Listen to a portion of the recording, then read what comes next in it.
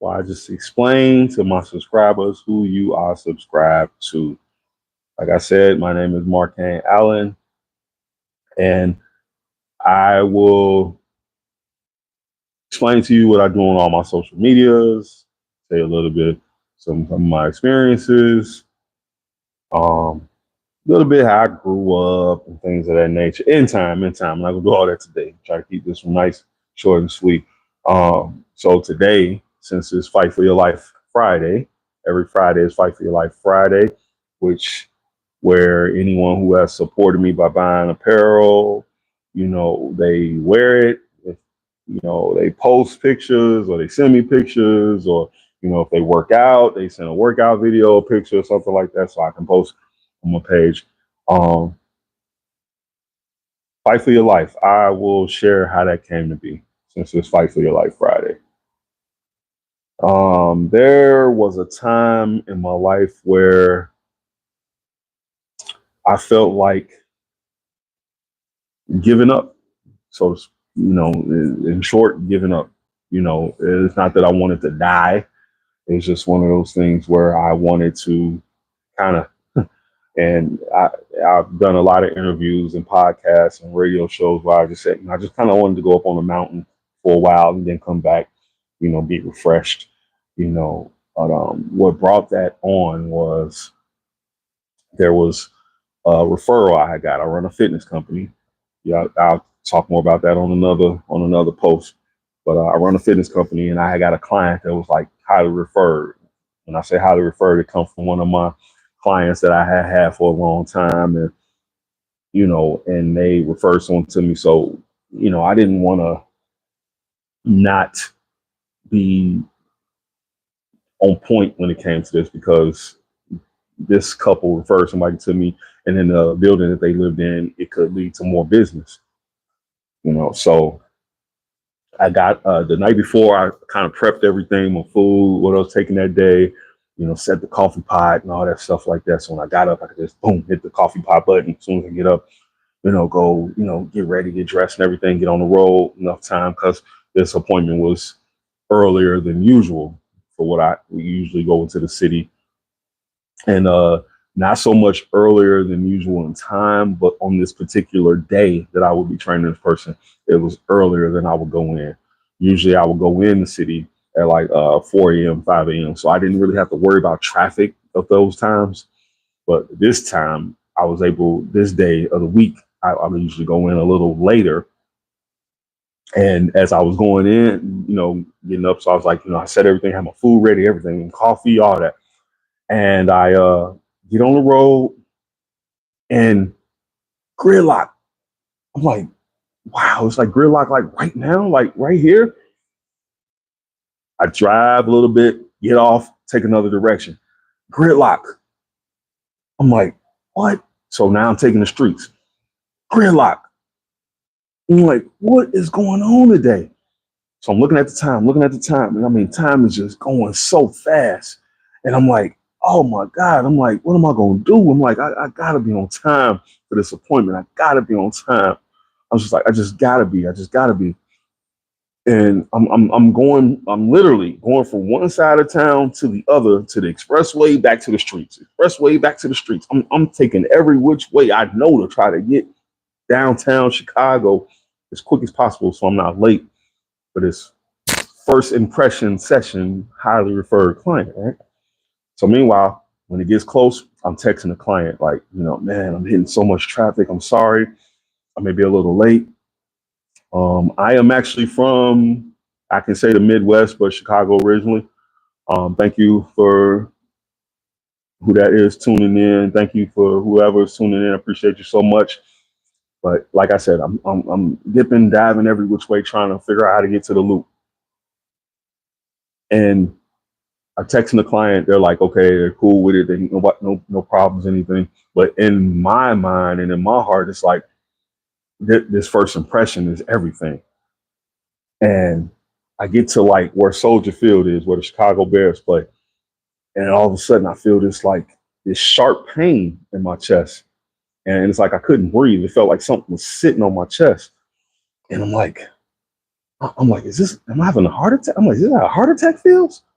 And I'm like, this is weird. I'm like, and it's like I literally I couldn't like my hands were stiff, and I'm like holding the steering wheel. I'm like, man, I never, I'm an athlete. I never felt nothing like this before. I'm like, what?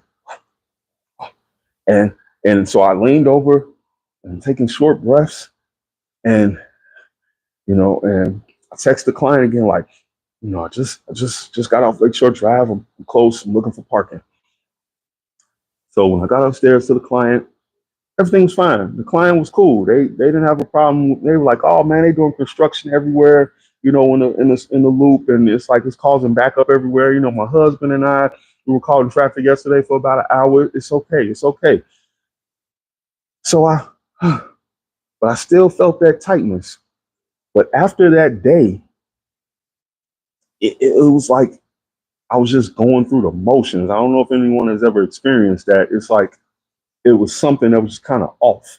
I could still do my job because my job I've been doing for so long. So it's kind of like I was just going through the motions. I would show up for training sessions and I'm training the person, but it's like I'm not connected to what I was doing. It was like I was just going through the motions. Okay, today we're doing bicep curls and shoulders, and we're doing legs, so we're doing this. So let's do core, and we're doing this. It's like I wasn't locked into what I was doing, and it was just crazy how I was feeling. And I would just, even while I'm training, I'm just like in a gaze, just in a gaze. I trained a lot in like penthouse buildings and stuff like that. So it's like I'm always like up where I can see the city and the skyline and the sun and all that stuff. So it was like I was always just kind of like, yeah, okay, so we're doing squats now. And it was like I was just wasn't dialed into what I was doing, and I didn't like feeling that way. So I went home and I wrote out, like, I want all my books. An extensive like library. I love reading. I wrote out, like, I want all my books to go to this person. I want all my music to go to this person. My fitness books can go here. And like I said, I didn't want to die or take my life or anything. It's like I just wanted to kind of just take a break. Life was always rush, rush, rush, rush, rush, rush, rush, rush, rush every day. Get up. I'm dad, I'm husband, I'm blah blah blah blah blah blah blah blah blah blah blah blah. And it's like as much as I'm doing, I wasn't giving anything to myself that I realized that now today. I was giving so much out. And you gotta be careful. And as I explained how Fight for Your Life came to be, you gotta be careful if you have a job or a career that you pushing out, or business that you always pushing out from yourself, because it ends up leaving where you're depleted. And some way, somehow, you got to pour back into yourself. Some way, somehow, even if it's somebody, a significant other, letting you know that, hey, you need to sit down and take a moment for yourself, and do something for yourself. And I have that bad. I suffer from that bad, where I give, give, give, give, give, give, give, give, give, to it's like, I'm broken, and I'm getting better with that. That's just a ongoing thing that I'm gonna do, because it's my nature. And as one of my cousins reminded me recently, I've been like that since I was a kid. But at this time, I remember going home and I'm laying down and I'm writing out all these things, and I'm laying there and I'm laying on a mat, and I remember I didn't have like a shirt on, and I heard "Fight for Your Life," and I'm like, and I'm looking around. And when these things happen, sometimes people tell stories or tell their experiences in life, and it's like you kind of like, what? Like, you know, was it a ghost, or was it this, or was it that? And it's like, at that point in time, I felt like I was hearing God tell me, get the hell up, get up, get up, get up, and it's like, and I heard the words "fight for your life." And I remember getting up and going to the bathroom, and I was just like wiping a tear from my eye, and I saw the words "fight for your life" in light across my chest. And I was just like, and I'm like, what? And I'm looking, and the reason my font, the origin font looks like it does on my hand.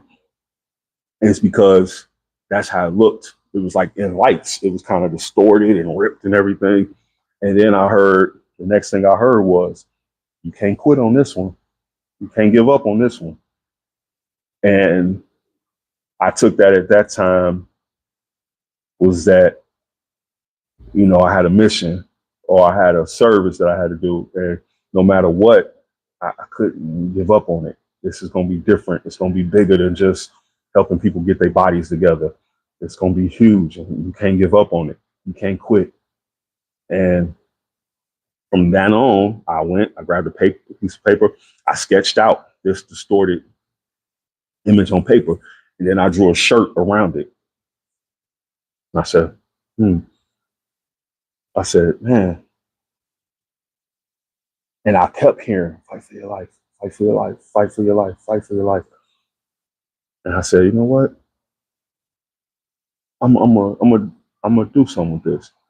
I used to design clothes when I was a kid, sketch clothes and stuff like that. And it's like I always was looking for something to be empowering. So what I did was I researched, how important T-shirts are to the world. I researched, statement shirts, and then I thought about it. I got T-shirts that I done had from concerts, especially Wu-Tang. I get real, but I thought about two images popped in my head: the Rolling Stones and Wu-Tang Clan, and three, AC/DC. And I was like, people keep that stuff forever. It's like if they grow out of it, they get tattered, it become an old rag, become the dog shirt. It become like they put it in a frame, or it's like they keep it to throw on when it's like laundry day or something like that. And I said, those T-shirts speak an experience or a memory. And I said, and Fight for Your Life needs to be something that speaks to the within. That's why the subject line is the brand that speaks to the within. So I made a couple of shirts. I sent one out to a friend and relative in Texas. And she hit me up like, man, people keep asking me, where can I get this? People keep asking me about it. People keep asking where they can get this. And I said, man, I said, I don't really know what it is yet. I said, I'm just, designing, and I said, wait a minute. I said, you wear it every day? And she said, no. She's like, I'm washing it, but she's like, I do wear it all the time because she's like, it's helping me, get through school and work or whatever. So I was like, okay. So then I ordered some more.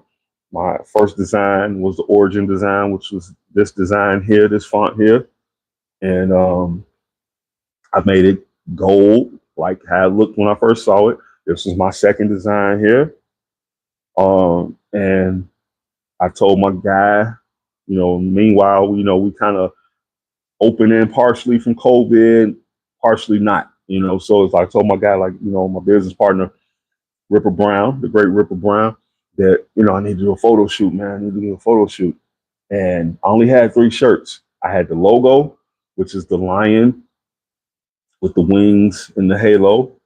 And then I had this origin design, and then I had this design, 3 shirts. So I said, man, I just need you to do some pictures for me, man. And at this time, my life was so chaotic. I'm working online all day at home. I'm working in a factory at night for one of my clients. I'm managing and maintaining a factory at night for one of my clients because they couldn't get here. They couldn't fly out from where they were at. So I'm only getting like maybe an hour to an hour and a half of sleep a day. Spending time with my son during the day while I'm working at home.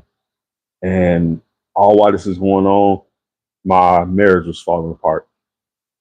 And we were every day talking about, uncoupling and, divorce and, arguments and this and that. And, and at that same time, my aunt, who's like a second mom to me, had passed. And this was my aunt. When I say she was like a second mom, this is my aunt. She was an aunt by marriage, but stayed an aunt, for all my life. And this was an aunt I go, when I was tired, go kick back at her crib and talk to her, check on her. I was training her for a while. It's like, and my cousin, me and him are cousins, but we kind of grew up like brothers. And so, this is my auntie. So as I'm going through the divorce, my aunt had passed. I'm working like a dog. I mean, to the point of my feet and my back and everything just hurting. And I'm working online at home, and when April came around, I remember asking my cousin, do you mind if I, launch the company on the day that Auntie passed? And he said, yeah, man, he's like, she would love that. She would love that. So on April 28th, which is also this same cousin's birthday. So yes, if you following me right, his mom did pass on his birthday. He's an only child, and we both grew up in a single parent home. So it's like we attached to our moms, man. And yeah, that same day, April 28th, I had to get up that morning and go to court online for my divorce. And that same day, I had a memorial to get to online for my auntie. And I got up, did the online court, and that went fine, and everything. The divorce was there. It was final. Judge, gavel, camera, and all that stuff. And then I shift right to my computer. Now, divorce on the laptop right here. I shift right to my other computer there that I do my training on. Got my auntie's memorial up, watching that. And as her memorial ended, I went to my phone and I finalized Fight for Your Life. I made it a company. And I'll never forget how I felt like somebody was spinning me in a chair, in a bar stool or something like that. And I'm like, I literally just ended a 16-year relationship, and someone who's known me my whole life is gone. And at the same time, I just launched this company that says don't quit, basically. Fight for your life, don't give up. So it's like I just felt I had chills, and I just knew that like this is a mission, this is a service. I can't ever stop. I can't put it down. I don't know, you know, for the rest of my living days. I got a flag. If something happens to me, somebody got to carry this on. This is bigger than me. And the moment I started wearing shirts out in public, fight for your life, fight for your life. And the moment I started doing radio shows and podcasts and stuff like that, fight for your life, fight for your life. And not only did clothing and all these things come about, it inspired people. I would be out and people would start telling me their story. I would just like open this portal for me to inspire and encourage people to keep going. It brought people who survived cancer to me. It brought people who lost someone to suicide. It brought people who dealing with troubled kids. It just brought everything to me. And I was confused at first because I'm like, man, I already give so much. It's like what it's like, I gotta give more, and it was like I kept hearing, can't give up on this one. And so it is much as it seems like it's like, oh, now you got more stuff. You got to give more of yourself. It's not even like that. This brand, this company gives so much enrichment to me because when in turn someone says it or they see it or they support it and they wear it, it's like it's a reminder to me as well as to them to keep going. It's a reminder to keep fighting for your life, and that, all walks of life, no matter what culture, no matter what religion, no matter what political party represent, we're all fighting in some way, form or fashion for our life. But that fight starts from in, and we gotta remember that. We gotta remember that you can fight as much as you want out here, but if your mindset isn't right when it comes to dealing and coping and surviving and building and living, and it's like you're gonna constantly be running your head into a brick wall. And our experiences are the best teachers when it comes to things. And I'm sure everyone has learned something or worked somewhere or acquired something where it's like, oh, this is nothing like what I thought it would be. Or you had an experience, this is nothing like what I thought it would be. A lot of us have gone through, higher education. You find out like when you get out in the real world, things are totally different. If you're an athlete, you find out when you get in the game, things are totally different, than you may have thought or expected, but Fight for Your Life has taught me that, humanly, we're all connected. We're all connected because whether someone is black, white, brown, whatever, it's like culturally, we're all connected and dealing with a struggle that we all have to get through, and we all need to help each other get through. And someone can say, well, you haven't been through what I've been through. It's like, but nah, if I break my arm and you break your leg, the pain is the pain.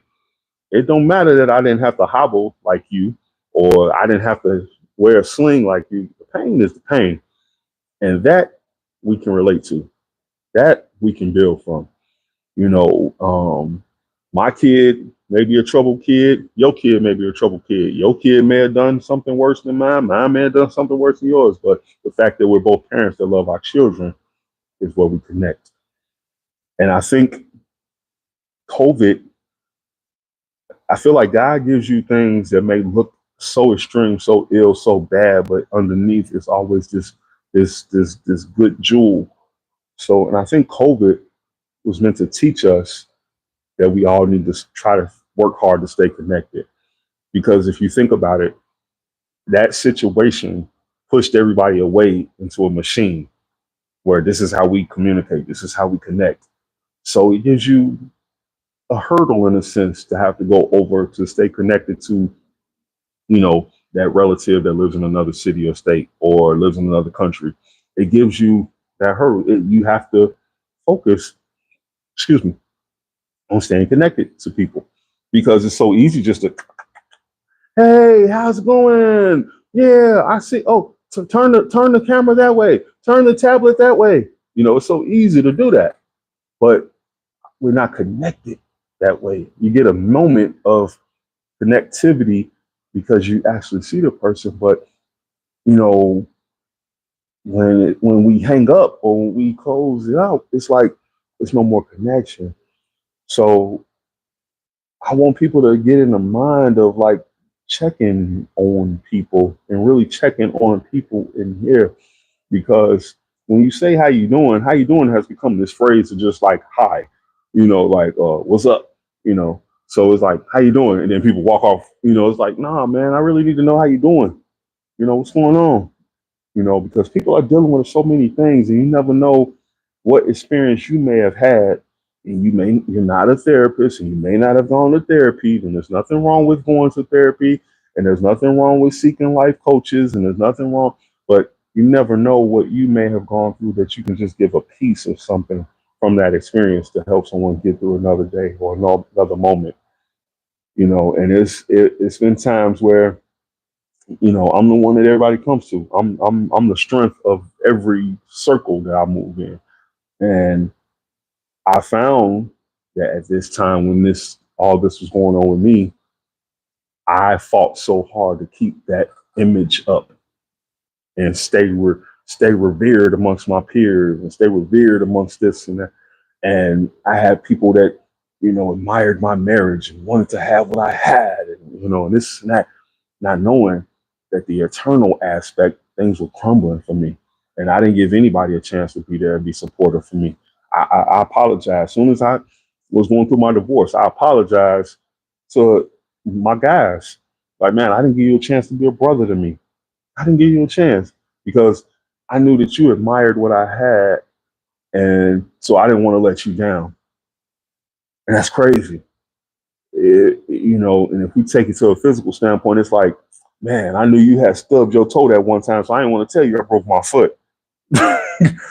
So I didn't give any of my brothers a chance, even though they would call me and talk to me about what's going on with them. I would never let nobody in to know what was going on.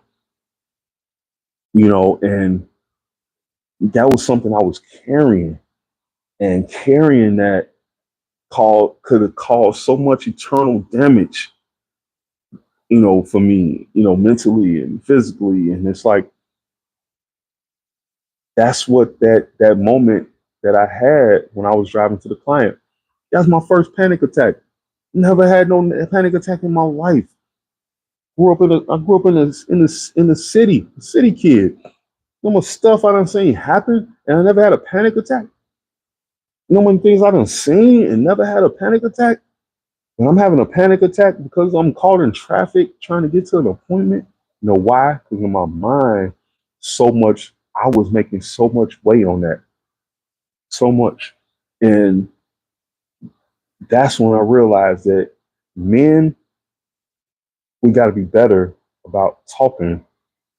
Women have this beautiful community of girls' night and this and that and calling each other and talking to each other. And, some of their friends may be good, some of their friends may be bad, but at the end of the day, they still have a community mindset to call each other and to talk to each other and to check on each other. And men got to be better with that. In this statement here, when you know better, you do better. So, yeah, men are supposed to, be tough, put dirt on it, keep it moving. But it's like at the end of the day, if we knew that Uncle Johnny was crazy when we were little, should nobody frown upon you on trying to get your mind right in these days and times? Because if I know better, I should do better, right?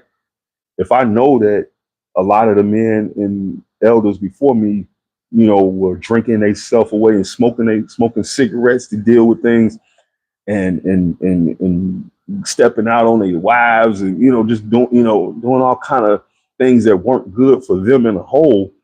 It's like, why would I still hold on to that same practice? That's not saying that you can't still be strong. That's not saying that when you get stressed out, maybe go and chop some wood or go hit the gym. Yeah, that helps, because training your body helps build your mind. Building your mind helps build your spirit. And the scientific things that are released in your brain when you exercise and all that good stuff, we'll talk about that on another post. But so if we know better, doing better is important.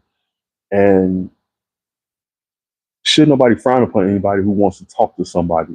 I've met men just in a grocery store and just telling me about, people they've lost, or their child is doing this, or their wife is dealing with that, or their mom. And, man, people, and we forget that people during COVID, some people lost their whole families. Their whole families.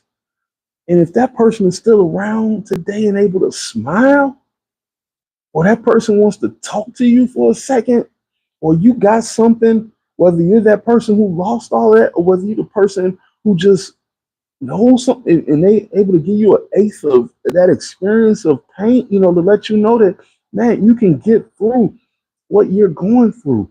We can get through what we're going through. It's like, man, you better listen, because that's not them talking. That's God talking. And, I'm not trying to make anything religious, but, at the end of the day, man, you got to believe in something greater than yourself.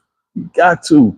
I don't care what you call it, who you call it, but believe in something greater than yourself. Keep striving, keep fighting.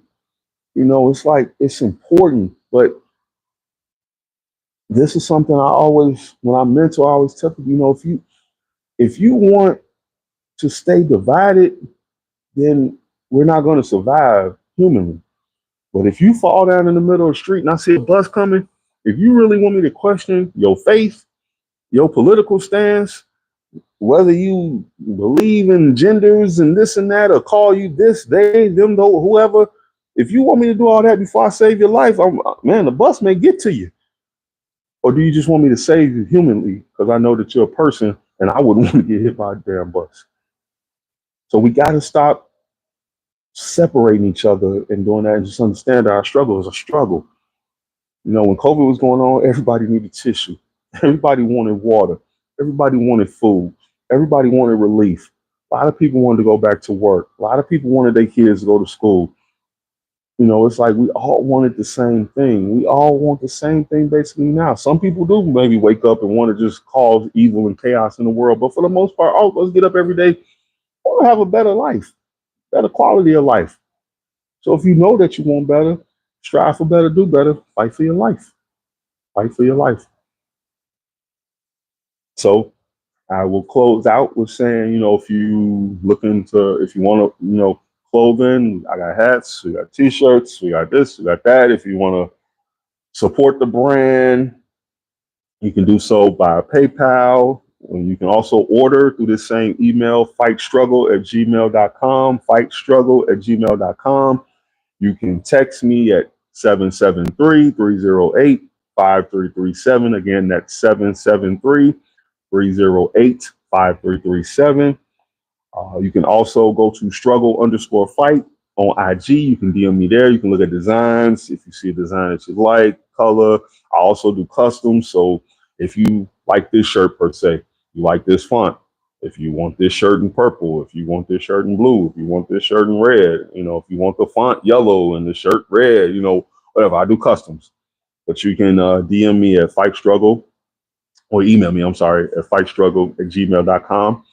And also you can go to struggle_fight where you can see other designs. We usually do posts on Fridays, but I've been posting like every day with new releases that we got coming out. We got tank tops out now, got the backpacks, we got the headbands, you know, and the saying I always say is, you can't be a punk when you're wearing these words, man. You can't be a punk when you're wearing these words. When you get up and you go to the gym, or when you go to work, some people wear their stuff to work on Fridays or Thursdays, casual Thursdays and Fridays, whatever. But you can't be a punk when you wear this, because when you go in the bathroom, you look in the mirror and you see Fight for Your Life.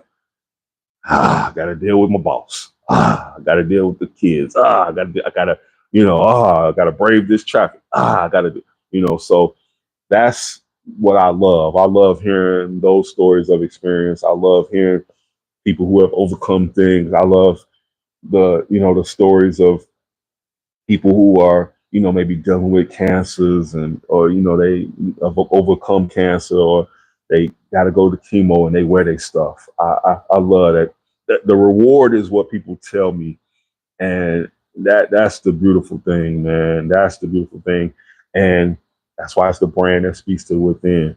And I am truly, truly, truly, truly grateful for any and everyone who support. And I'm truly, truly grateful for anybody who, you know, follows and subscribes. So this is my first segment of who you are subscribed to. Who you are subscribed to.